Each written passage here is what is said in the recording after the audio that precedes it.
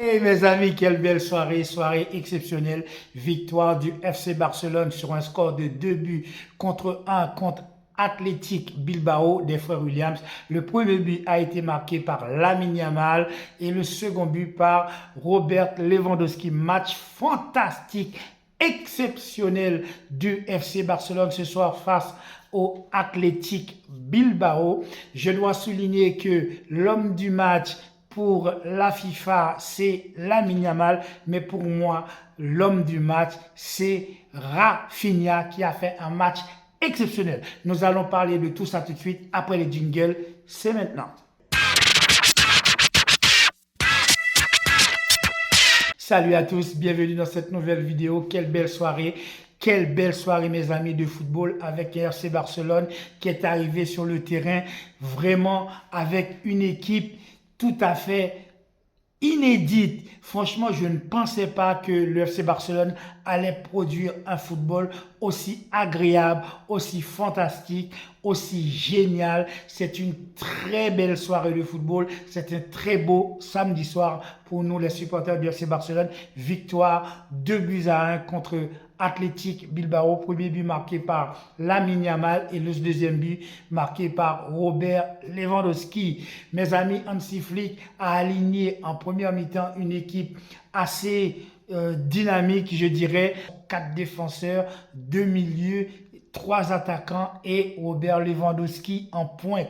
Les défenseurs centraux, Inigo Martinez associé avec Poko Bassi. À gauche, c'était Baldé et puis à droite, Koundé. Au milieu de terrain, on a aligné 2 milieux de terrain, Pedri et notre ami Bernal, ce petit numéro 28 de 17 ans, pour moi, qui a fait un match extraordinaire, même si il est sorti en deuxième mi-temps et il a pris notamment un carton jaune. Mais on voit que c'est un milieu de terrain qui a beaucoup d'avenir. C'est un petit jeune joueur qui me fait rappeler un peu Busquets dans son jeune âge. Je ne sais pas s'il aura une carrière à la Sergio Busquets, mais en tout cas, il est promu à une excellente carrière.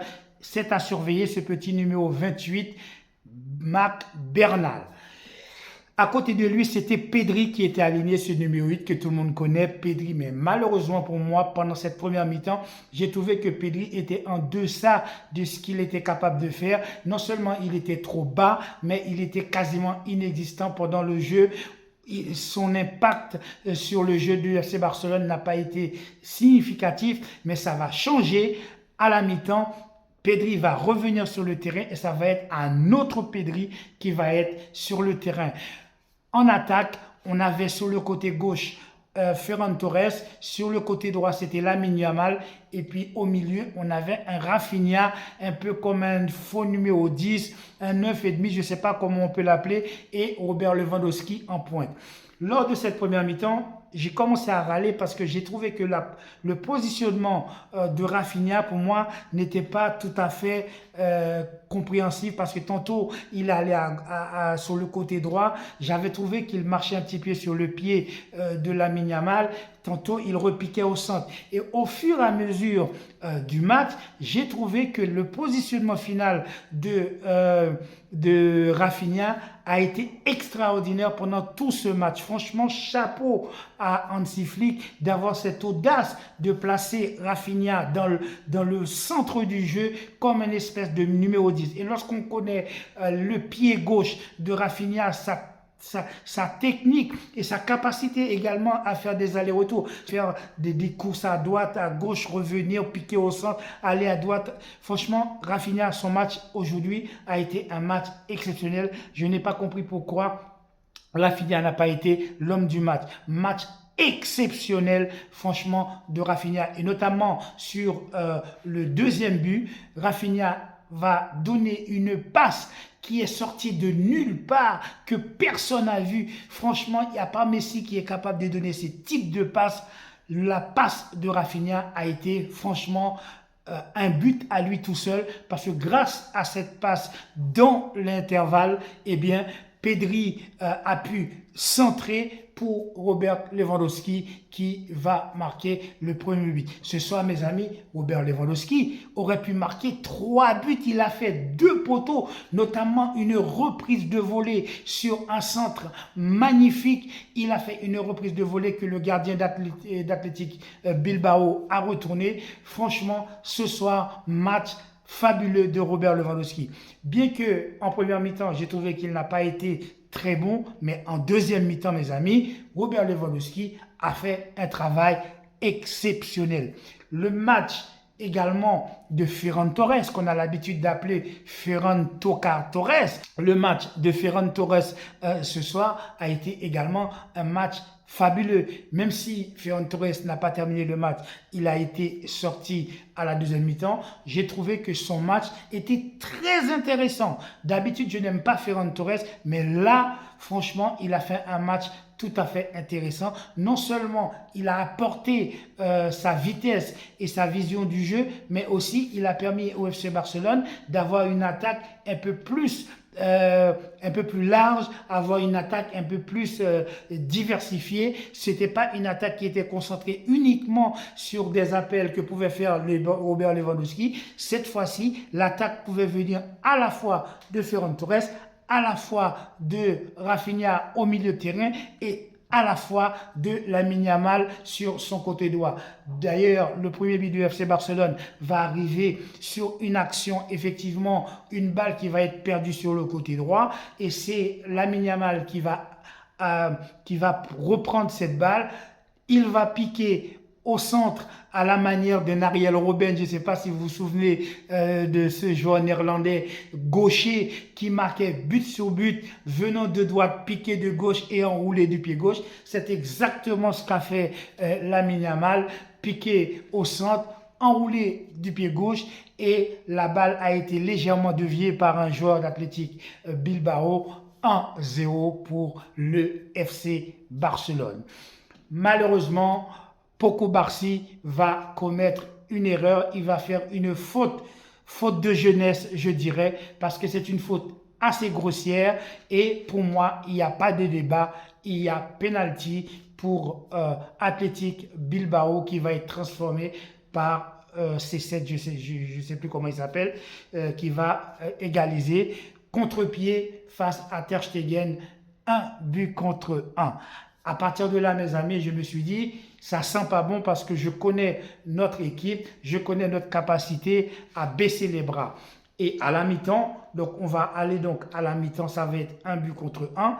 Et je me suis dit, je n'ai pas compris le rôle de Pedri parce que Pedri, qui est un joueur qui est assez technique, qui est assez bon, qui est un très très bon milieu de terrain, et là, pendant toute la première mi-temps, Pedri n'avait pas une influence assez importante pour moi au milieu de terrain. Je me suis dit, si j'étais Hansi Flick, je n'aurais pas hésité à sortir Pedri. Mais qu'est-ce qui va se passer? À la mi-temps, je pense que Hansi Flick va donner des consignes à Pedri, va demander à Pedri de monter un cran et il va également demander à Baldé de monter un peu plus parce que pendant toute la première mi-temps, Baldé n'a pas beaucoup monté. Je ne sais pas si c'est parce que la peur de Nico Williams, vu la vitesse de Nico Williams, j'ai l'impression que Baldé avait un petit peu peur de monter et surtout de se faire manger par Nico Williams, bien que Nico Williams était plutôt du côté de Jules Koundé. D'ailleurs, Jules Koundé n'a pas beaucoup monté non plus en première mi-temps parce que Jules Koundé avait un petit peu la trouille de se faire manger par Nico Williams. Et d'ailleurs, j'ai trouvé que Jules Koundé a très très bien géré Nico Williams. Pendant tout le match, Nico Williams a pu passer 1 ou 2 fois, mais sinon, Jules Koundé a gagné quasiment l'ensemble des duels qu'il a eu à mener face à Nico Williams. Quand on connaît à la fois la vitesse et la technicité d'un joueur comme Nico Williams. D'autant plus que de l'autre côté, c'est pas n'importe qui non plus. Vous avez un Iñaki Williams qui n'est pas le dernier pour te marquer un but. Donc effectivement, toute la défense barcelonaise, pour moi, avait fort à faire avec les deux frères Williams. Deuxième mi-temps, donc, Barcelone va continuer à pousser avec Rafinha, avec l'apport de Pedri qui monte un petit cran un peu plus haut et également les débordements de Baldé. Tout ceci va donner de la dynamique, de la vitesse, de la puissance dans les transmissions et dans les appels. Et ça va également libérer de l'espace pour un Robert Lewandowski qui va être un peu plus dans le cœur du jeu, et c'est à ce moment-là effectivement que le deuxième but va arriver sur des combinaisons entre Rafinha, Pedri et pour terminer l'action Robert Lewandowski. 2-1 pour le FC Barcelone. Hansi Flick va faire quelques changements, il va sortir Ferran Torres et il va faire rentrer des jeunes joueurs comme Pau Victor et également Gérard Martin qui vont rentrer. Bon, ça ne va pas changer grand-chose. Je pense que c'est surtout pour donner quelques minutes de jeu à ces jeunes joueurs. En tout cas, félicitations au FC Barcelone. Félicitations à Hansi Flick pour cette composition. On voit que l'année commence plutôt bien pour nous qu'elle a commencé l'année dernière, parce que l'année dernière, on n'était pas très bon. Et là, cette année, 2 matchs, 2 victoires, 6 points dans notre escarcelle. Demain, Real joue.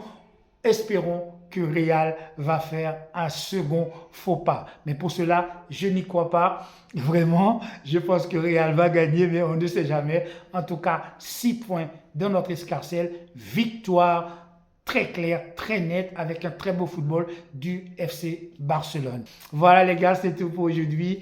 N'oubliez pas de liker, commenter et appuyer sur la petite cloche de notification pour avoir l'ensemble de mes vidéos. Sortez couverts, soyez gentils, soyez sages, prenez soin de tout ce que vous aimez. Je vous souhaite de passer une agréable soirée. À très bientôt sur le Carré Foot pour une prochaine vidéo. Ciao!